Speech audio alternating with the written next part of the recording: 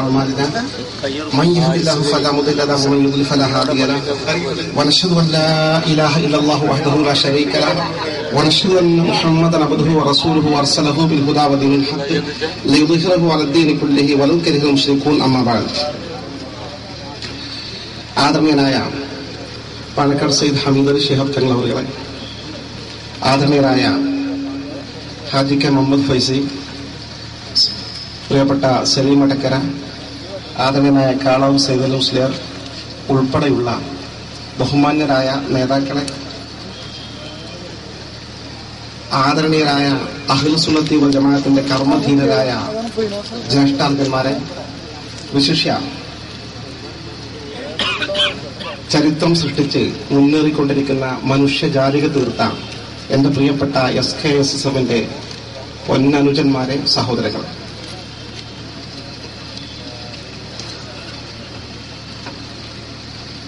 വളരെ അഭിമാനകരമായ ഒരു സാഹചര്യത്തിലൂടെയാണ് നാം ഗമിച്ചുകൊണ്ടിരിക്കുന്നത്. 1926 സമസ്ത കേരള ജംഇയ്യത്തുൽ ഉലമ രൂപം നൽകി വളരെ കൃത്യമായ ദിശാബോധം കേരളീയ മുസ്ലിം സമൂഹത്തിന് നൽകിയതിനെ തുടർന്ന് കഴിഞ്ഞ 8-9 പതിറ്റാണ്ട് കാലമായി നമ്മുടെ തനിമ നിലനിർത്താനുള്ള പോരാട്ടം നടത്തിയതിനെ തുടർന്ന്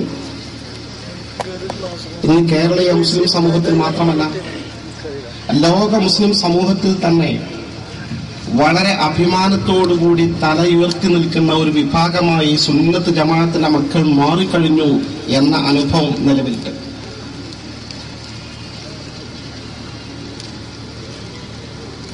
ഞാനിത് സൂചിപ്പിക്കാൻ കാരണം, ഒന്ന് നമ്മുടെ ആദർശ രംഗത്തെ തനിമ, മറ്റൊന്ന് കാലത്തിന്റെ കാലൊച്ച കേട്ടുകൊണ്ട് നമ്മുടെ സംഘം നേതൃത്വം നൽകിയ വിദ്യാഭ്യാസ പ്രവർത്തനങ്ങളുടെ ഫലമായി വളർന്നു വന്ന പുതിയ ഉൽപ്പന്നങ്ങൾ ലോക സമൂഹത്തിൽ ചെലുത്തിക്കൊണ്ടിരിക്കുന്ന സ്വാധീനം, രണ്ടു പ്രകടമാണ്. ഞാനിപ്പോ മിനിയാന്ന് ദുബൈയിൽ നിന്നാണ് വരുന്നത്. UAE ഏത് രാജ്യത്ത് ചെന്നാലും, ദുബൈയിൽ പോയാലും അബുദാബിയിൽ പോയാലും ഫുജൈറയിൽ പോയാലും റാസൽ ഖൈമയിൽ പോയാലും അതുപോലെ GCCയിലെ ഏത് കൺട്രിയിൽ പോയാലും എന്നല്ല പുറം രാജ്യങ്ങളിൽ പോയാലും ഈ പുതിയ കാലഘട്ടത്തിനനുസൃതമായ മതവിദ്യാഭ്യാസ സമന്വയത്തിലൂടെ വളർത്തിക്കൊണ്ടുവന്ന നമ്മുടെ ഹുദവിമാരും നമ്മുടെ വാഫിമാരും നമ്മുടെ ജാമിയ ജൂനിയർ കോളേജിന്റെ പുതിയ ഫൈസിമാരും അവിടെയുള്ള എല്ലാ മേഖലകളിലും അവിടെയുള്ള മത സാമൂഹ്യ സാംസ്കാരിക രംഗത്ത് പ്രവർത്തിക്കുന്ന സകല സംഘടനകളെയും നേതൃത്വം പിടിച്ചടക്കിക്കൊണ്ട് അഭിമാനകരമായ നിലയിൽ മുന്നോട്ട് പോയിക്കൊണ്ടിരിക്കുന്ന ഒരു നല്ല കാലഘട്ടം. ആദർശ രംഗത്ത് നിലവിലുള്ള വർത്തമാന കാലഘട്ട സാഹചര്യം വിലയിരുത്തുമ്പോൾ ദീനിന്റെ തനിമയിൽ വിട്ടുവീഴ്ച അനുവദിക്കില്ല എന്ന ഉറച്ച നിലപാടുമായി ബഹുമാനപ്പെട്ട സമസ്ത കേരള ജംഇയ്യത്തുൽ ഉലമ മുന്നോട്ട് പോയപ്പോൾ കഴിഞ്ഞ 8-9 പതിറ്റാണ്ട് കാലം ഒരുപാട് പ്രതിസന്ധികൾ അതിജീവിക്കേണ്ടി വന്നിട്ടുണ്ട്. മഹാന്മാരായ അള്ളാഹുവിന്റെ ഹബീബിന്റെ ആദരണീയരും അനുകരണീയരുമായ അനുചരന്മാർ വളരെ കൃത്യമായി നമുക്ക് വരച്ച് കാണിച്ചിട്ടുള്ള ദീനിന്റെ സുന്ദരമായ തനിമ, അത് പൈതൃകമായി പാരമ്പര്യമായി അതേപോലെ നിലനിന്നു വരണമെന്നും അതിന്ന് ഒന്നുപോലും വെട്ടിമാറ്റാൻ അനുവദിക്കയില്ലെന്നും ഒന്നുപോലും ഇത് ദീനാണ് അഡീഷണലായി കൂട്ടിച്ചേർക്കപ്പെടാൻ അനുവദിക്കില്ലെന്നും എന്ന ഉറച്ച നിലപാട് സ്വീകരിച്ചുകൊണ്ട് ബഹുമാനപ്പെട്ട സമസ്ത കേരള ജംഇയ്യത്തുൽ ഉലമ മുന്നോട്ട് പോയപ്പോൾ കഴിഞ്ഞ 8-9 പതിറ്റാണ്ടിന്റെ പ്രവർത്തനത്തിന്റെ അനന്തരഫലം ഇന്ന് കേരളീയ മുസ്ലിം സമൂഹത്തിൽ പ്രകടമായി ആളുകൾ അനുഭവിച്ചുകൊണ്ടിരിക്കുകയാണ്. സുരേന്ദ്രൻ അദ്ദേഹത്തിന്റെ പ്രസംഗത്തിൽ ജമാഅത്തെ ഇസ്ലാമി ഉയർത്തിപ്പിടിച്ച ആദർശത്തിന്റെ ബാലിശത, ആദർശ ദൗർബല്യം, ആദർശ ശൂന്യത കൃത്യമായി വ്യംഗ്യമായി അദ്ദേഹം സൂചിപ്പിച്ചു കാണിച്ചു തന്നു. അതുപോലെ ഓരോ വിഭാഗങ്ങളെയും കൃത്യമായി അദ്ദേഹം നമുക്ക് ചെറിയ ചെറിയ സൂചനകളിലൂടെ നമുക്ക് മുമ്പിൽ വരച്ചു കാണിച്ചു തന്നു. ഈ വലിയ വിഭാഗം ഏറ്റവും അവസാന കാലഘട്ടത്തിൽ കേരളീയ മുസ്ലിം സമൂഹത്തിന്റെ മണ്ണിൽ തീവ്രവാദത്തിന്റെ വിത്ത് വരച്ചുകൊണ്ട് LDF-ന്റെ പ്രവർത്തന മേഖല വിപുലീകരിക്കാനുള്ള ശ്രമം നടന്നപ്പോൾ അതിനെതിരെ ശക്തമായ പ്രതിരോധ നിര സൃഷ്ടിച്ചുകൊണ്ട് SKSS-ന്റെ കുഞ്ഞുമക്കൾ ധീരമായ പോരാട്ടം നടത്തിയതിന്റെ കാര്യങ്ങളിലേക്കും അദ്ദേഹം അതായിരുന്നു ശരിയെന്ന് സൂചിപ്പിച്ചത് നാം കണ്ടു. നമ്മുടെ ആദർശം എത്ര വിശുദ്ധമാണ്, എത്ര സത്യസന്ധമാണ്. നമ്മുടെ ചരിത്രം പരിശോധിക്കുമ്പോൾ വളരെ കൃത്യമായി നമുക്ക് ബോധ്യപ്പെടുന്ന ഒരു യാഥാർത്ഥ്യമുണ്ട്. അള്ളാഹുവിന്റെ പ്രവാചക പ്രഭു അഷ്റഫുൽ ഖൽഖ് മുത്ത് മുഹമ്മദ് മുസ്തഫ സല്ലല്ലാഹു അലൈഹി വസല്ലം തങ്ങൾ 23 വർഷക്കാലം കൊണ്ടാണ് ഈ ദീനിന്റെ വിളംബരം പൂർത്തിയാക്കിയത്. 40 വയസ്സായപ്പോൾ പ്രവാചകത്വം കിട്ടി. 13 വർഷം മക്കയിലും 10 വർഷം മദീനയിലും ജീവിച്ചുകൊണ്ട് ക്രമാനുഗതമായി ഘട്ടം ഘട്ടമായി മതത്തിന്റെ നിയമങ്ങൾ മുസ്ലിം സമൂഹത്തിന് കൈമാറുകയും 23 വർഷമാകുമ്പോൾ അൽയൗമ അക്മൽതു ലക്കും ദീനക്കും വഅത്മംതു അലൈക്കും നിഅമതി, ഇതാ ദീനിന്റെ നിയമങ്ങൾ സമ്പൂർണ്ണമായി കഴിഞ്ഞിരിക്കുന്നുവെന്ന അന്തിമമായ അധ്യാപനം മുസ്ലിം സമൂഹത്തെ അറിയിക്കുകയും ചെയ്തു. പ്രവാചക തിരുമേനി ദീനിന്റെ നിയമങ്ങൾ പൂർത്തിയാക്കിയ ശേഷം പിന്നെ നമ്മളോട് വിട പറഞ്ഞു. ആരാണ് ആ ദീനിന്റെ സന്ദേശം സമ്പൂർണ്ണാടിസ്ഥാനത്തിൽ പ്രാക്ടിക്കലായി പ്രായോഗികമായി ഇസ്ലാമിക സമൂഹത്തിന് കാണിച്ചു കൊടുത്തത്? പ്രവാചക തിരുമേനിക്ക് യഥാർത്ഥ ഇസ്ലാമിക നിയമങ്ങൾ പൂർണ്ണമായ ശേഷം കൂടുതൽ കാലം ജീവിക്കാൻ കഴിഞ്ഞില്ല. തന്റെ ഡ്യൂട്ടി കഴിഞ്ഞു. തങ്ങൾ നമ്മളോട് വിട പറഞ്ഞു. പൂർണ്ണാർത്ഥത്തിൽ പ്രായോഗികമായി ലോക സമൂഹത്തിന് മാതൃകയായി കാണിച്ചു കൊടുത്ത ലോകത്താദ്യ വിഭാഗം തന്റെ ആദരണീയരും അനുകരണീയരുമായ അനുചരന്മാർ സ്വഹാബ കിറാം റിദ്വാനുല്ലാഹി തആല അൻഹും അജ്മഈൻ, അല്ലാഹു സംതൃപ്തിയ മഹാന്മാരിൽ എന്നും വർഷിക്കുമാറാകട്ടെ. ആ ഒരു ലക്ഷ്യത്തിൽ പരമ്പരത്തെ സ്വഹാബിവരന്മാരാണ്. ആ സ്വഹാബിവരന്മാരെ കുറിച്ച് പ്രവാചക തിരുമേനി എന്ത് പറഞ്ഞു? വളരെ ശ്രദ്ധേയമായ നബിവചനമാണ്. ആരും എപ്പോഴും ഉദ്ധരിക്കുന്ന വചനമാണ്. തറക്തു ഫീക്കും അംറൈൻ ലൻ തദില്ലു മാ തമസ്സക്തും ബിഹിമാ. അല്ലാഹുവിന്റെ പ്രവാചക തിരുമേനി വാചകം നിങ്ങൾ ശ്രദ്ധിച്ചു നോക്കി. തറക്തു ഫീക്കും അംറൈൻ, നിങ്ങളിൽ 2 കാര്യം ഞാൻ ഉപേക്ഷിച്ചു പോകുന്നു. ആരാണ് ഈ നിങ്ങൾ? സ്വഹാബത്ത്. തറക്തു ഫീക്കും, നിങ്ങൾക്ക് വേണ്ടി എന്നല്ല പറഞ്ഞത്. തറക്തു ഫീക്കും, നിങ്ങളിലൂടെ, ഇതാ നിങ്ങളിൽ കാണുന്ന മാർഗമായി ഞാൻ നിങ്ങൾക്ക് ഉപേക്ഷിച്ചിട്ടിരിക്കുന്നു 2 കാര്യങ്ങൾ. അത് രണ്ടും മുറുകെ പിടിക്കുന്ന കാലത്തോളം നിങ്ങൾ വഴിതെറ്റുന്ന പ്രശ്നമില്ല. ഒന്ന് കിതാബുള്ള, അള്ളാഹുവിന്റെ പ്രമഗ്രന്ഥമാവുന്ന വിശുദ്ധ ഖുർആൻ, വസുന്നത്തു നബിഹി, രണ്ടാമത് തന്റെ നബിയുടെ പ്രവാചകചര്യ, മാതൃകാപരമായ ആ ജീവിത രീതി എന്ന് അഷ്റഫുൽ ഖൽഖ് മുത്ത് മുഹമ്മദ് മുസ്തഫ സല്ലല്ലാഹു അലൈഹി വസല്ലം പറഞ്ഞപ്പോൾ ആ വചനത്തിന്റെ അർത്ഥം മനസ്സിലാക്കാൻ സാധിക്കാത്ത ചില പുതിയ സുഹൃത്തുക്കൾ അതിന് അർത്ഥകൽപ്പന നടത്തി. ഇതാ വിശുദ്ധ ഖുർആൻ തിരുസുന്നത്തും നിങ്ങൾക്ക് വേണ്ടി ഞാൻ ഉപേക്ഷിച്ചു തന്നിട്ടുണ്ട്, അത് രണ്ടുമാണ് നിങ്ങൾ മുറുകെ പിടിക്കേണ്ടത്, നിങ്ങൾ സ്വഹാബാക്കളെയോ ഇമാമുകളെയോ അവലംബിക്കേണ്ടതില്ല എന്ന തെറ്റായ വ്യാഖ്യാനം നൽകി. യഥാർത്ഥത്തിൽ ആ ഹദീസിന്റെ ദുർവ്യാഖ്യാനമാണത്. ആ ഹദീസിന്റെ അർത്ഥം അറബി ഭാഷ അറിയുന്ന ആർക്കും അറിയാം. തറക്തു ഫീക്കും, നിങ്ങളിൽ ഞാൻ ഇതാ ഉപേക്ഷിച്ചിരിക്കുന്നു എന്ന് പറഞ്ഞാൽ സ്വഹാബത്തെ നിങ്ങളിൽ ഉപേക്ഷിച്ചിട്ടുണ്ട് എന്റെ ഖുർആനും സുന്നത്തും. ഖുർആനും സുന്നത്തിന്റെയും ജീവിക്കുന്ന പ്രായോഗിക മാർഗമായി അത് അവതരിപ്പിച്ച് കാണിച്ചു കൊടുക്കുന്ന ചലിക്കുന്ന ഖുർആനും സുന്നത്തുമാണ് യഥാർത്ഥത്തിൽ എന്റെ സ്വഹാബത്തെ നിങ്ങളെന്നാണ് പഠിപ്പിച്ചത് അർത്ഥം. ഭാഷാപരമായി തന്നെ അങ്ങനെയല്ല അർത്ഥം. യഥാർത്ഥത്തിൽ സത്യവും അങ്ങനത്തെയാണ്. വിശുദ്ധ ഖുർആന്റെയും തിരുസുന്നത്തിന്റെയും ജീവിക്കുന്ന മാതൃകകളായിരുന്നു മഹാരഥന്മാരായ സ്വഹാബിവരന്മാർ. ആ സ്വഹാബത്തിനെ ചൂണ്ടിക്കാണിച്ചുകൊണ്ട് പ്രവാചക തിരുമേനി പറഞ്ഞു, അസ്ഹാബികൻ നുജൂം ഫബിഅയ്യിഹിം ഇഖ്തദൈതും ഇഹ്തദൈതും, ഈ സഹാബാക്കൾ മുഴുവൻ നക്ഷത്ര തുല്യരാണ്. ഇവർ ഖുർആന്റെയും സുന്നത്തിന്റെയും സമ്പൂർണ്ണ ജീവിതം പ്രായോഗിക തലത്തിൽ നടപ്പാക്കി കാണിച്ചു തന്നു ജീവിക്കുന്ന സമൂഹമാണ്. ഇവരിൽ ആരെ പിൻപറ്റിയാലും നിങ്ങൾ സന്മാർഗത്തിൽ കടന്നു വന്നവരാകും എന്നാണ് പ്രവാചക തിരുമേനി പറഞ്ഞത്. നിങ്ങൾ ഖുർആനും സുന്നത്തും മുറുകെ പിടിച്ച് തെരഞ്ഞുപിടിച്ച് ജീവിക്കണമെന്നാണ് പറഞ്ഞത്. ഇതാ ഈ ഖുർആന്റെയും സുന്നത്തും അനുസരിച്ച് ജീവിക്കുന്ന ഈ സ്വഹാബിവരന്മാരാണ് നിങ്ങൾ മാതൃകായോഗ്യരായ പുരുഷന്മാരെന്ന് വിശദീകരിച്ചു. ആ സ്വഹാബത്ത് അതിന്റെ സമ്പൂർണമായ വിശദീകരണം അനുസരിച്ച് ജീവിച്ച് മാതൃക കാണിച്ചു തന്നു. അത് പിന്തുടർന്ന് മഹാന്മാരായ താബിഈകൾ രംഗത്ത് വന്നു. അവരെ പിന്തുടർന്നുകൊണ്ട് താബിഈകൾ രംഗത്ത് വന്നു. ഈ 3 തലമുറകൾ, അവർ 3 സമ്പൂർണ്ണ തലമുറകളാണ്.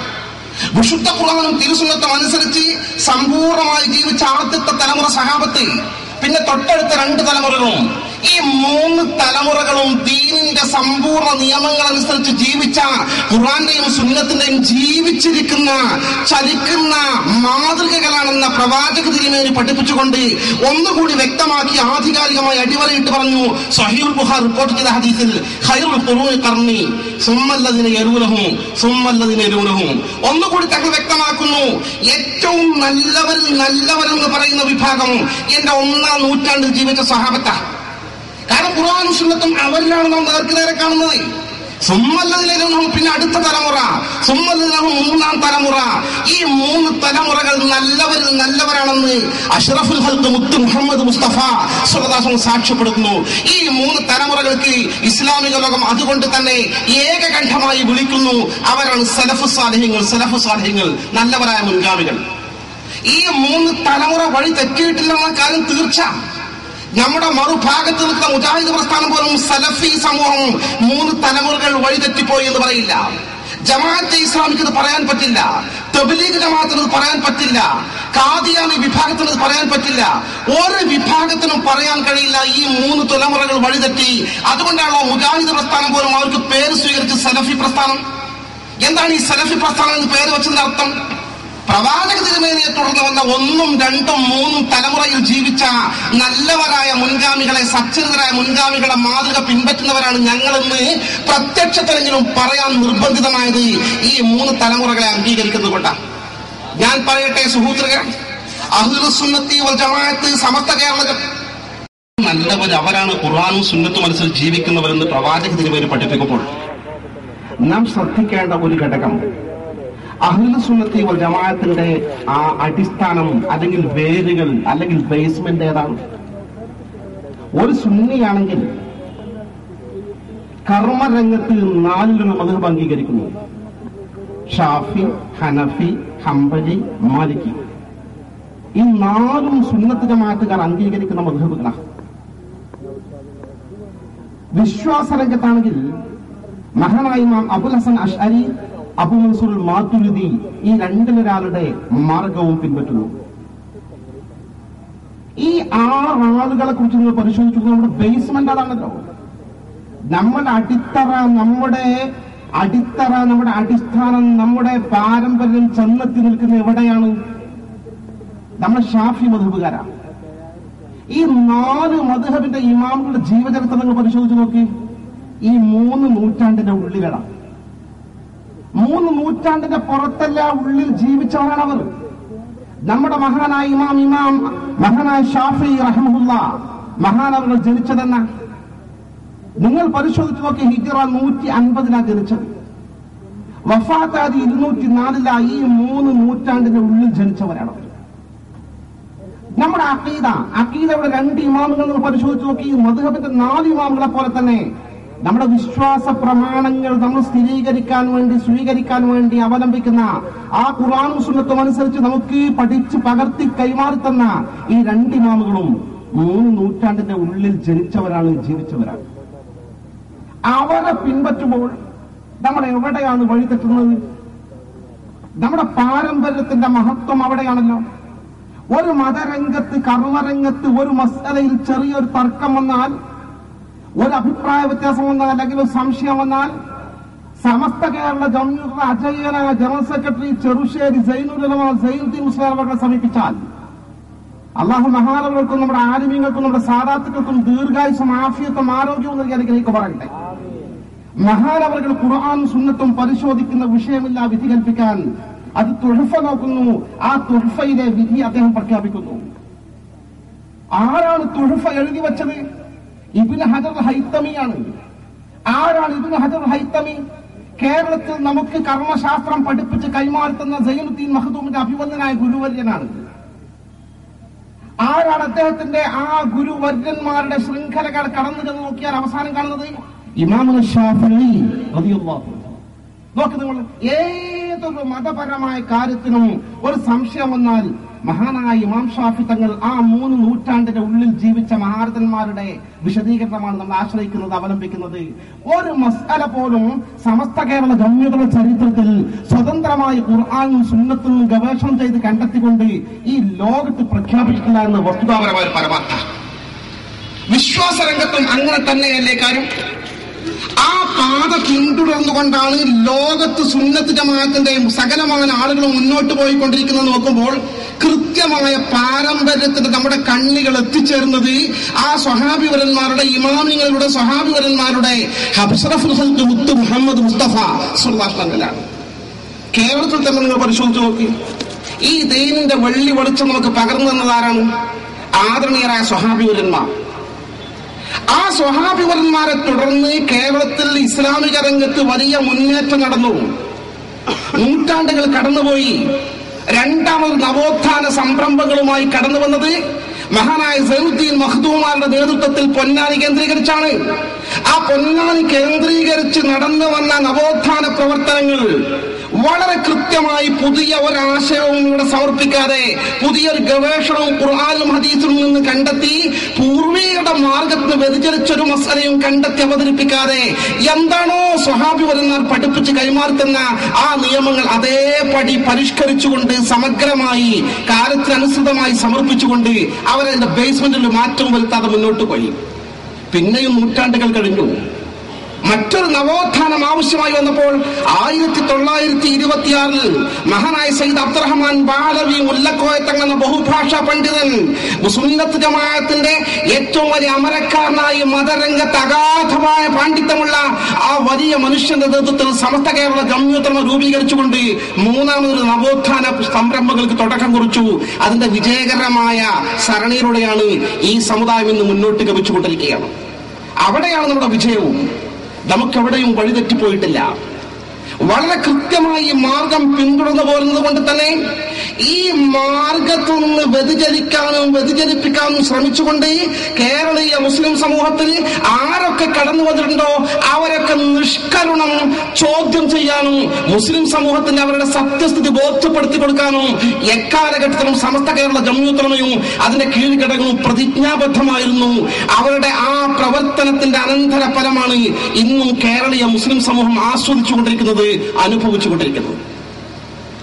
യഥാർത്ഥത്തിൽ ഈ സുന്ദരമായ അടിത്തറയിൽ പടുത്തുയർത്തിയ ഈ മാർഗം വിശുദ്ധമായി പാരമ്പര്യത്തിൽ നിന്ന് വ്യതിചലിച്ചുകൊണ്ട് ലോക സമൂഹത്തിൽ ആരൊക്കെ കടന്നു വന്നിട്ടുണ്ടോ അവർക്കൊക്കെ ചില പ്രത്യേകതകൾ കാണാൻ സാധിക്കും. ഇസ്ലാമിക ലോക ചരിത്രത്തിൽ ആദ്യമായി ഭിന്നിപ്പിന്റെ വിഷബീജം വിതച്ചുകൊണ്ട് കടന്നു വന്നത് ഖവാരിജ് പ്രസ്ഥാനമായിരുന്നു. ഖവാരിജിന്റെ ചരിത്രം തൊട്ട് കേരളത്തിൽ ബിദഅത്തിന്റെ വിഷബീജം വിതച്ചുകൊണ്ട് കടന്നു വന്ന സാക്ഷാൽ മുജാഹിദ് പ്രസ്ഥാനം തൊട്ട് ഏറ്റവും അവസാനം സമസ്തയിൽ കലാപക്കൊടി ഉയർത്തിക്കൊണ്ട് രംഗത്ത് വന്ന കാന്തപുരം വിഭാഗം ഉൾപ്പെടെയുള്ള ഭിന്നിപ്പിന്റെ വിഷബീജവുമായി ലോക മുസ്ലിം സമൂഹത്തിൽ, കേരളീയ സമൂഹത്തിൽ എവിടെയും കടന്നു വന്നവരുടെ ചില പ്രത്യേകത പരിശോധിച്ചാൽ സാമ്യത കണ്ടെത്താൻ സാധിക്കും. രണ്ട് പ്രത്യേകതകൾ നമുക്ക് അവർക്കൊക്കെ കണ്ടെത്താൻ സാധിക്കും.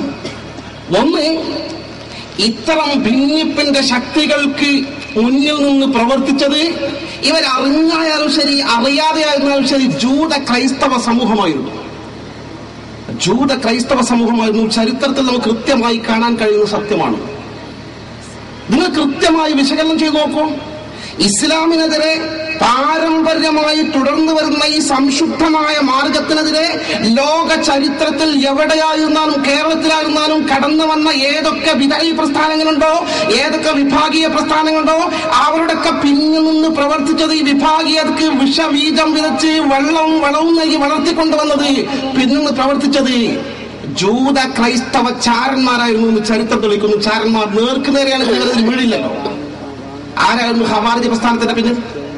മഹാനായ അമീറുൽ മുഅ്മിനീൻ ഉസ്മാൻ ഇബ്നു അഫ്ഫാൻ റളിയല്ലാഹുവിന്റെ വധത്തിലേക്ക് എത്തിച്ചേർന്ന ആ സകലമായ കലാപങ്ങൾക്കും പിന്നിൽ പ്രവർത്തിച്ച് അവസാനം ഖവാരിജ് പ്രസ്ഥാനത്തിന് രൂപകൽപ്പന നൽകുന്ന നേതൃത്വത്തിന് പിന്നിൽ പ്രവർത്തിച്ചത് അബ്ദുല്ലാഹി ഇബ്നു സബഈ എന്ന ഒരു ജൂതനായിരുന്നു ചരിത്രത്തിൽ കാണാൻ സാധിക്കും. യാഥാർത്ഥ്യമല്ലേ? രണ്ടാമത്തെ പ്രത്യേകത, ഇത്തരം വിദഈ കക്ഷികളുടെ ഒരു പ്രത്യേകത രണ്ടാമതായി കാണാൻ സാധിക്കുന്നത് വിശുദ്ധ ഖുർആൻ ദുർവ്യാഖ്യാനമാണ്.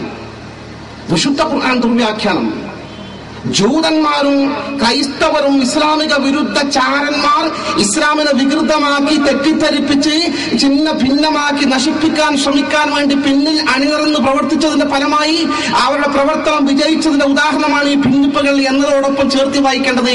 ഇത്തരം പുതിയ കക്ഷികളുടെ അടിസ്ഥാനപരമായ പ്രത്യേകത അവർ പ്രമാണങ്ങൾ ദുർവ്യാഖ്യാനം ചെയ്യുന്നവരായിരുന്നു. ഖവാരിജ് പ്രസ്ഥാനം രംഗത്ത് വന്ന ചരിത്രത്തിൽ കാണാം.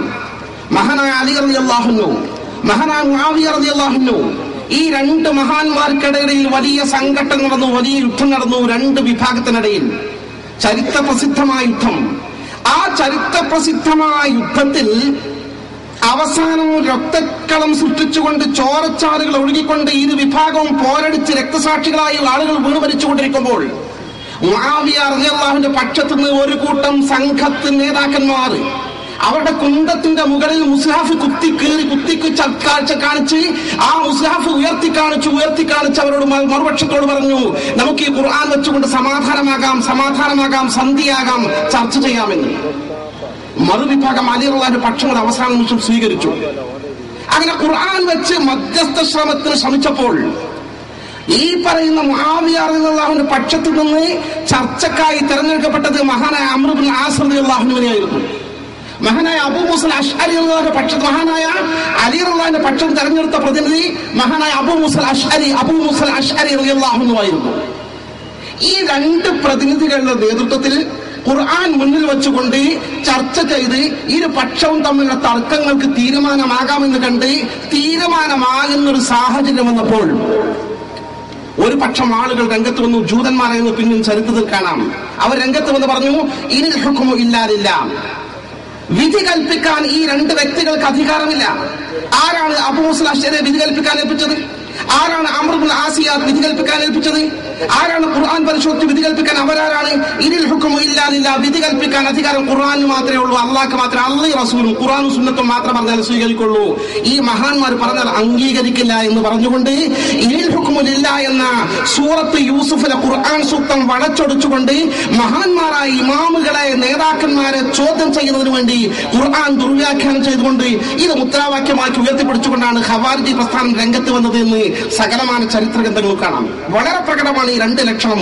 ഒന്ന്, ജൂത ക്രൈസ്തവ സമൂഹമാണ് എക്കാലത്തെ നമ്മുടെ ഭിന്നിപ്പിന്റെ പിന്നിൽ പ്രവർത്തിച്ച ചാരന്മാർ. രണ്ടാമത്തെ പ്രശ്നം, ഈ ഖുർആനും സുന്നത്തും രണ്ട് പ്രമാണങ്ങൾ ദുർവ്യാഖ്യാനം ചെയ്തുകൊണ്ടാണ് എക്കാലത്തും ഇവർ പ്രവർത്തിച്ചിട്ടുള്ളത്.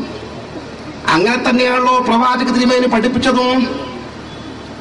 സ്വഹീഹായ ഒരു ഹദീസിൽ കാണാം, നബി സല്ലല്ലാഹു അലൈഹി വസല്ലം തങ്ങൾ പറഞ്ഞു, ലതത്തബിഉന്ന സനന മൻ കാന ഖബ്ലകും, എന്റെ പ്രിയപ്പെട്ട അനുചരന്മാരെ, എന്റെ പ്രിയപ്പെട്ട സ്വഹാബത്തെ, നിങ്ങൾ നിങ്ങളുടെ മുൻഗാമികളെ പിൻപറ്റുക തന്നെ ചെയ്യും. നിങ്ങളുടെ മുൻഗാമികളുടെ മാതൃകകൾ, അവരുടെ ചര്യകൾ, അവരുടെ നടപടിക്രമങ്ങൾ എന്താണോ അതൊക്കെ നിങ്ങളും ഭാവിയിൽ നിങ്ങളുടെ ജീവിതത്തിൽ പകർത്തുക തന്നെ ചെയ്യും. മുഴത്തിന് മുഴമായി, ഈ അതുപോലെ ചാണിന് ചാണായി നിങ്ങൾ അവരെ പിൻപറ്റുക തന്നെ ചെയ്യുമെന്ന് പറഞ്ഞപ്പോൾ ആരും സ്വഹാബത്ത് ചോദിച്ചു, അൽ യഹൂദ വന്നസാറ, പ്രവാചകരെ ജൂത ക്രൈസ്തവരുടെ ആചാരങ്ങൾ പിൻപറ്റും എന്നാണോ നിങ്ങൾ ഉദ്ദേശിച്ചത്? കാല ഫമൻ, തങ്ങൾ പറഞ്ഞു, പിന്നെ ആരെയാണ് ഞാൻ ഉദ്ദേശിച്ചത്? അവരെ തന്നെ ഉദ്ദേശിച്ചത്. ജൂത ക്രൈസ്തവ സമൂഹത്തെ അറിഞ്ഞോ അറിയാതെയോ നിങ്ങൾ പിൻപറ്റുക തന്നെ ചെയ്യുമെന്ന് അഷ്റഫുൽ ഖൽഖ് മുത്ത് മുഹമ്മദ് മുസ്തഫ സ്വല്ലല്ലാഹു അലൈഹി വസല്ലം അന്ന് പ്രവചിച്ചപ്പോൾ ജൂത ക്രൈസ്തവ സമൂഹത്തിന്റെ പ്രത്യേകതയായി വിശുദ്ധ ഖുർആൻ ചൂണ്ടിക്കാണിക്കുന്ന ഒരു പ്രത്യേകതയുണ്ട്. യുഹർറിഫൂനൽ കലിമ അൻ മവാദിഹി, വിശുദ്ധ വാക്യങ്ങൾ ദുർവ്യാഖ്യാനം ചെയ്യുന്ന വിഭാഗമാണവർ. ഖുർആൻ പ്രമാണം ദുർവ്യാഖ്യാനം, തൗറാത്ത്, ഇഞ്ചീൽ ദുർവ്യാഖ്യാനം ചെയ്യുക എന്നതാണ് ജൂതന്മാരുടെ പാരമ്പര്യം. ആ പാരമ്പര്യം നിങ്ങൾ സ്വീകരിക്കുമെന്നാണ് ഈ ഹദീസിലൂടെ പ്രവാചകത്തിന് വേണ്ടി പഠിപ്പിക്കുന്നത്. യഥാർത്ഥത്തിൽ ഈ പുതിയ പ്രസ്ഥാനങ്ങൾ അന്ന് തൊട്ട് ഇന്ന് വരെ ജൂതന്മാരുടെ ഏതെങ്കിലും രൂപത്തിൽ അവരെ പിൻപറ്റിക്കൊണ്ടല്ലാതെ ഒരു പ്രസ്ഥാനവും ലോക മുസ്ലിം സമൂഹത്തിൽ കടന്നു വന്നിട്ടില്ല എന്ന് വിശദമായ വിശകലനങ്ങൾക്ക് വിധേയമാക്കി നമുക്ക് കണ്ടെത്താൻ സാധിക്കും. കേരളത്തിലെ മുജാഹിദ് പ്രസ്ഥാനം, ആരാണ് കേരളത്തിലെ മുജാഹിദ് പ്രസ്ഥാനത്തിന് പിന്നിൽ? നമ്മൾ പറയുന്ന ചരിത്രമല്ല, അവർ എഴുതി പഠിപ്പിച്ച ചരിത്രമാണ്. മുജാഹിദ് പ്രസ്ഥാനത്തിന്റെ ലോകത്തെ നേതാവ് മുഹമ്മദ് അബ്ദുൽ വഹാബാണ്. അദ്ദേഹം സൗദിയിലാണ്. ഈ സൗദിയിൽ മരിച്ചുപോയ മുഹമ്മദ് അബ്ദുൽ വഹാബുമായി കേരളത്തിലെ മുജാഹിദ് പ്രസ്ഥാനം ഒരു നിലക്കും ബന്ധപ്പെടാനോ അദ്ദേഹത്തിന്റെ ആശയം സ്വീകരിക്കാനോ സാധിച്ചിട്ടില്ല. കേരളത്തിൽ മുജാഹിദ് പ്രസ്ഥാനത്തിന്റെ ആശയത്തിന് ഭൂരൂപകൽപ്പന നൽകപ്പെടുന്ന സാഹചര്യം ഒരുപാട് സ്ഥലങ്ങൾ അവർ എഴുതി വച്ചിട്ടുണ്ട്. അവർക്ക് പ്രത്യേകമായി ഈ ആശയം ലഭ്യമായത് എവിടെ നിന്നാണ്? ഈജിപ്തിൽ നിന്നാണ്. ഈജിപ്തിൽ നിന്ന് എങ്ങനെയാണ് ഈ ആശയം എത്തിയത്? ഈജിപ്തിൽ 3 പണ്ഡിതന്മാരുണ്ടായിരുന്നു. ജമാലുദ്ദീൻ അഫ്ഗാനി, ഷെയ്ഖ് മുഹമ്മദ് അബ്ദു, സയ്യിദ് റഷീദുള്ള പണ്ഡിത ത്രയങ്ങൾ എന്നാണ് ഇവർ വിശേഷിപ്പിക്കുന്നത്. അവസാനത്തെ പണ്ഡിതൻ 3 കൂട്ടുകാരിലെ ശിഷ്യൻ മൂന്നാമത്തെ ആൾ, അവസാനത്തെ ആൾ റഷീദ് റിള. 1935 മാത്രമാണ് അദ്ദേഹം മരിച്ചത്. ഈ റഷീദ് റിളയുടെ നേതൃത്വത്തിൽ പ്രസിദ്ധീകരിച്ചിരുന്ന അൽമനാർ എന്ന അറബി മാസികയുണ്ട്. ആ മാസിക കേരളത്തിൽ തപ്പാലിൽ വരുത്തി വായിച്ച് അതിൽ നിന്ന് ആവേശം ഉൾക്കൊണ്ടുകൊണ്ട് ആ അടിസ്ഥാനത്തിലാണ് ഈ പുതിയ ചിന്തകൾ കേരളത്തിൽ രൂപപ്പെടുത്തിയെടുത്തത് എന്ന് അവരുടെ ചരിത്രം പറയുന്നു. മാത്രമല്ല, കേരളത്തിലെ മുജാഹിദ് പ്രസ്ഥാനത്തിന്റെ പത്രത്തിന് അൽമനാർ എന്ന പേര് സ്വീകരിച്ച് അന്ന് തൊട്ട് ഇന്ന് വരെ പ്രസിദ്ധീകരിച്ചു കൊണ്ടിരിക്കുന്നത് ഈ അൽമനാറിന്റെ പേര് കടമെടുത്തുകൊണ്ടാണ്, അല്ലെങ്കിൽ അതിനോട് ആദരവ് കാണിച്ചത് കൊണ്ടാണെന്ന് അവർ കൃത്യമായി ചൂണ്ടിക്കാണിക്കുന്നു. ആരാണ് ഈ പണ്ഡിതത്രയങ്ങൾ? ആരാണ് ജമാലുദ്ദീൻ അഫ്ഗാനി? ആരാണ് ഷെയ്ഖ് മുഹമ്മദ് അബ്ദു? ആരാണ് സയ്യിദ് റഷീദ് റിള? പഠിച്ചു നോക്കൂ. ഈ 3 ആളുകൾ ലോകത്ത് അറിയപ്പെട്ട ചിന്തകന്മാരും പണ്ഡിതന്മാരുമായി അറിയപ്പെടുന്നുവെങ്കിൽ പോലും അവരൊക്കെ ബ്രിട്ടന്റെയും അമേരിക്കയുടെയും, കൃത്യമായി പറഞ്ഞാൽ ജൂത ക്രൈസ്തവ സമൂഹത്തിൽ നിന്ന് കടന്നു വന്ന് ഇസ്ലാമിനെ നശിപ്പിക്കാൻ നിയുക്തരായ ചാരന്മാരായിരുന്നു ചരിത്രം രേഖപ്പെടുത്തുന്നു. നമ്മൾ പറയുന്ന ചരിത്രമല്ല. ലോകത്തെ സലഫി പണ്ഡിതന്മാർ മുഴുവൻ ഇത് പറയുന്നു. സൗദിയിലെ പണ്ഡിതന്മാർ ഈ 3 ആളെ അംഗീകരിക്കില്ലല്ലോ. ലോകത്തെ ഇഖ്വാനികൾ എന്ന വിഭാഗം അവരൊക്കെ ഈ അഭിപ്രായം പറയുന്നു. ലോക സുന്നത്ത് ജമാഅത്ത് മുഴുവൻ ഈ അഭിപ്രായം പറയുന്നു. എന്നല്ല, കേരളത്തിൽ മുജാഹിദ് പ്രസ്ഥാനം പുലർന്നപ്പോൾ മുജാഹിദ് പ്രസ്ഥാനവും അവരുടെ പ്രസിദ്ധീകരണങ്ങൾ യാഥാർത്ഥ്യം വെട്ടിത്തുറന്ന് എഴുതിക്കൊണ്ടിരിക്കുന്നു. നമുക്ക് തെറ്റുപറ്റിയത് അവിടെയാണ്, നമ്മൾ അവരെ പിന്തുടർന്നു. ഈ 3 പേർ നല്ലവരാണ് ചരിത്രത്തിൽ ആരും എഴുതി വച്ചിട്ടില്ല. എന്ന് മാത്രമല്ല, ഈ 3 പണ്ഡിതന്മാരിൽ പ്രധാനികളായ ആളുകൾ ലോകത്ത് ബ്രിട്ടനും പാരീസും ലണ്ടനും ലോകത്തെ സകലമാന രാജ്യങ്ങളും അവർ ടൂർ പോയി കണ്ടിട്ടുണ്ട്. എന്നാ വിശുദ്ധ മക്കയിലും മദീനയിലും ഒരിക്കൽ പോലും പോയിട്ടില്ല ചരിത്രം രേഖപ്പെടുത്തുന്നു. പോയാലല്ലേ ഹജ്ജ് ഉംറ നടക്കുള്ളൂ.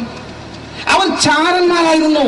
ഈ ഇസ്ലാമിനെ നശിപ്പിക്കാൻ ജൂത ക്രൈസ്തവ ലോബി സൃഷ്ടിച്ച ചാരന്മാരിൽ നിന്ന് കടമെടുത്തതാണ് കേരളത്തിലെ മുജാഹിദ് പ്രസ്ഥാനം കണ്ടെത്താൻ സാധിക്കും. ആ രണ്ടാമത്തെ സവിശേഷതയോ യുഹർരിഫൂനൽ കലിമ മവാദിഹി, വിശുദ്ധ വാക്യങ്ങൾ സ്വതന്ത്രമായി ദുർവ്യാഖ്യാനം ചെയ്യുക എന്ന ജൂത പാരമ്പര്യം കൃത്യമായി മുജാഹിദ് പ്രസ്ഥാനം തുടർന്നുകൊണ്ടിരിക്കുന്നു എന്നതിന്റെ 100 കണക്കിന് ഉദാഹരണങ്ങൾ നമുക്ക് ചൂണ്ടിക്കാണിക്കാൻ സാധിക്കും. വസ്തുത ഇതല്ലേ സഹോദരന്മാരെ? യാഥാർത്ഥ്യം ഇതല്ലേ? ജമാഅത്തെ ഇസ്ലാമി നിങ്ങൾ പരിശോധിച്ചു നോക്ക്.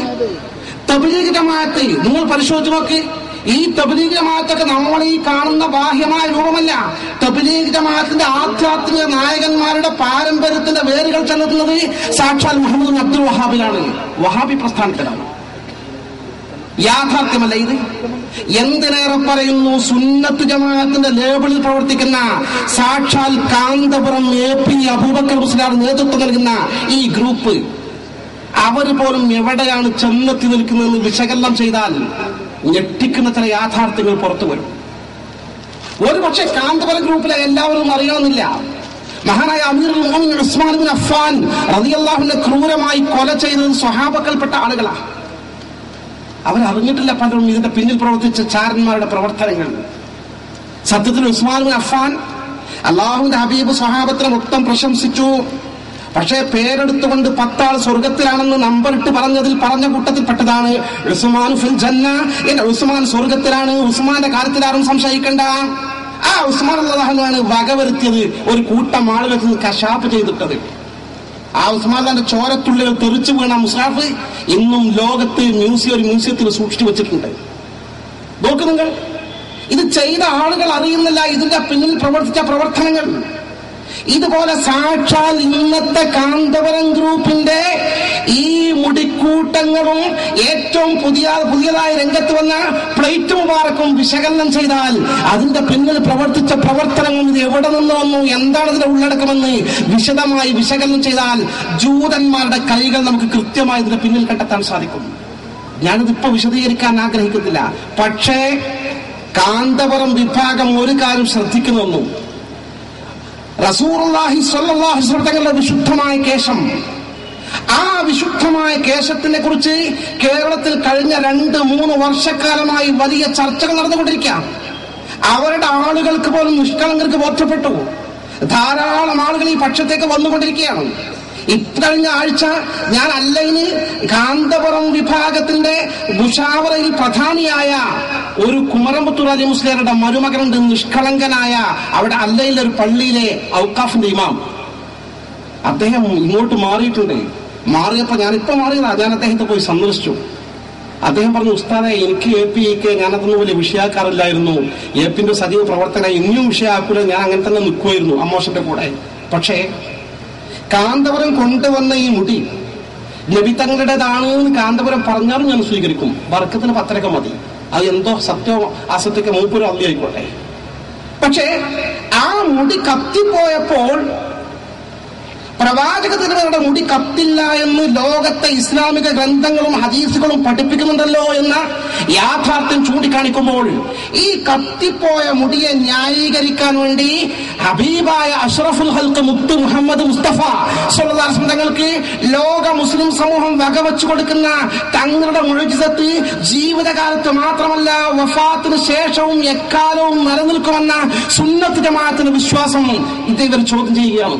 ഇവർ പറയുന്നു, പ്രവാചക തിരുമേനിയുടെ പ്രത്യേകതകൾ, തങ്ങളുടെ അമാനുഷിക കഴിവുകൾ ഒക്കെ ജീവിതകാലത്തേക്ക് മാത്ര ബാധകമാണ്. ഖുർആൻ കഴിച്ച് ബാക്കി ഒരു പ്രത്യേകതയും തങ്ങൾ വഫാത്തായതോടുകൂടി ഇല്ല, എല്ലാം അവസാനിച്ചു വന്ന കടുത്ത ഗുരുതരമായ ആരോപണം അള്ളാഹുവിന്റെ ഹബീബിനെ ഇകഴ്ത്തി കാണിക്കാൻ, ഈ വ്യാജമുടിയെ ന്യായീകരിക്കാൻ വേണ്ടി തങ്ങളെ ഇകഴ്ത്തി കാണിക്കുന്ന രംഗത്തേക്ക് അവർ വന്നപ്പോൾ എനിക്ക് മനസ്സ് മാറേണ്ടി വന്നു. ഈ വിഷയത്തിൽ എന്തായാലും ഞാൻ അവരെ കൂടെ നിൽക്കാൻ തയ്യാറല്ലെന്ന് പരസ്യമായി പ്രഖ്യാപിച്ചു ഞാൻ കത്തയച്ചിട്ടുണ്ട്. അവർ മുഷാവറിലെ ഓരോ മെമ്പർമാർക്കും ഞാൻ എഴുതിയ കത്തിന്റെ കോപ്പി ഇതാ എന്ന് പറഞ്ഞ് അദ്ദേഹം കത്തിന്റെ കോപ്പി തന്നു. അവർ മറുപടി തരുമോ എന്ന് വെയിറ്റ് ചെയ്യാം. കൃത്യമായി ന്യായവാദങ്ങളാണ് ചോദിക്കുന്നത്. എന്താണ് സുന്നത്ത് ജമാഅത്തിന്റെ ബേസ്മെന്റ്, സുന്നത്ത് ജമാഅത്തിന്റെ ബേസ്? ഞാൻ ചോദിക്കട്ടെ, മഹാത്മാക്കളുടെ സഹായം ചോദിക്കണമെങ്കിൽ ബദരീങ്ങളെ സഹായിക്കണമെന്ന് പറഞ്ഞാൽ ബദരീങ്ങൾക്ക് അള്ളാഹുവിനോട് പ്രാർത്ഥിച്ചുകൊണ്ടോ അല്ലാതെയോ നമ്മളെ സഹായിക്കാൻ സാധിക്കണമെങ്കിൽ ബദരീങ്ങളെ പ്രത്യേകം നിലനിൽക്കണ്ടേ? അതുകൊണ്ടാണ് സുന്നത്ത് ജമാഅത്തിലെ കിതാബുകൾ പറഞ്ഞത് മരണാനന്തര മഹാത്മാക്കൾക്ക് സഹായിക്കാൻ സാധിക്കും, അമ്പിയാക്കൾക്ക് മാത്രമല്ല ഔലിയാക്കൾക്കും.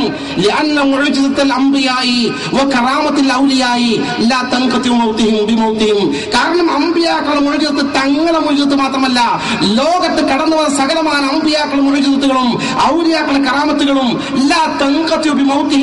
മരണത്തോടുകൂടി അറ്റുപോകില്ല, അവസാനിച്ചു പോകില്ല എന്ന് ഫതാവ റംലിയിൽ രേഖപ്പെടുത്തുന്നു. നാദാപുരത്തിൽ നടന്ന സംവാദത്തിൽ മുജാഹിദ് പ്രസ്ഥാനത്തിലെ മഹാനായ ഉസ്താദുൽ അസാഖീദ് റയീസുൽ മുഹഖഖീൻ കണ്ണിയത്ത് അഹ്മദ് മുസ്ലിയാർ നവറല്ലാഹു മർക്കല ഉദ്ധരിച്ച ഉദ്ധരണിയാണ്. മുജാഹിദ് പ്രസ്ഥാനം ഉദ്ധരിച്ചു, ലിഅന്ന മുഅ്ജിസത്തുൽ അംബിയായി വ കറാമാത്തിൽ ഔലിയായി തൻഖതു ബിമൗതിഹിം. ഇത് ഉസ്താദുമാർ ശ്രദ്ധിച്ചിട്ടുണ്ടാവില്ല എന്ന് മനസ്സിലാക്കി. അമ്പിയാക്കളെയും ഔലിയാക്കളെയും കറാമത്തും മുഅ്ജിസത്തും തൻഖതു ബിമൗതിഹിം മരണത്തോടുകൂടി അവസാനിച്ചു പോകുന്നതാണല്ലോ ഫതാവ റംലിയിലുള്ളത്. ചാടിയണേറ്റു കണ്ണിയത്ത് ഉസ്താദ്, എടാ അല്ല കട്ടതോ വിട്ടതോ.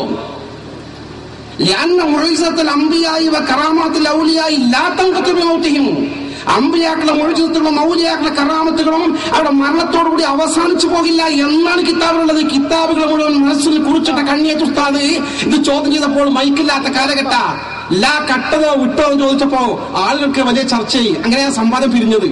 പിന്നെ ആൾക്കാർ മുജാഹിദിനെ കുറിച്ച് പറയാൻ തുടങ്ങി ലാമ്പ് കട്ടൂര്. ഇവര് അങ്ങനെ മനസ്സിലാക്കിയിട്ടില്ല. കട്ടൂരവർക്ക് മനസ്സിലായിട്ടില്ല. ലാമ്പ് കട്ട ആൾക്കാരാണ് മുജാഹിദ്. അന്ന് നാദാപുരം ഭാഗത്ത് ഒരു ചർച്ചയായിരുന്നു.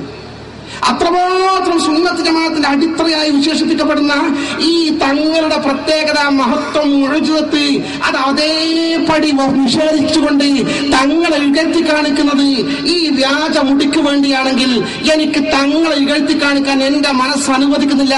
ഇതിനെതിരെ എന്തും ചെയ്യാൻ ഞാൻ സന്നദ്ധനാണ്, നിങ്ങൾക്ക് എന്ത് സഹായമാണെങ്കിലും ഞാൻ ചെയ്യാമെന്ന് പറഞ്ഞ് മുഷാവറയുടെ അംഗങ്ങൾക്ക് കൊടുത്ത എഴുതിയ ആധികാരിക ഒരു കത്തിന്റെ കോപ്പി അദ്ദേഹം തന്നു. ന്യായമായ കത്ത. മറുപടി പറയാൻ കഴിയില്ല, മൗനം പാലിക്കേണ്ടി വരും. എന്റെ പ്രിയപ്പെട്ട പൊന്നനുജന്മാരെ, ഇതേ വിധത്തിൽ ഈ മുടിയുമായി ബന്ധപ്പെട്ട് പ്രശ്നങ്ങൾ ഉണ്ടാക്കി പോകുന്ന കാന്തപുരം വിഭാഗം അവസാനം തോറ്റത് ആ മുടി കത്തിപ്പോയി എന്ന് പ്രകടമായി ബോധ്യപ്പെടുത്തപ്പെടാൻ നമ്മൾ മാത്രമല്ല അവരാൾക്കാരും രംഗത്ത് വന്നു. ആ മുടിക്ക് നിഴലുണ്ട് എന്ന് ബോധ്യപ്പെടുത്തി കൊടുത്തപ്പോഴാണ്. പക്ഷെ ഇപ്പൊ കാന്തപുരം സ്വീകരിച്ച വിദ്യ പാത്രം കൊണ്ടുവന്ന കത്തൂലല്ലോ എന്നുള്ളതാണ്.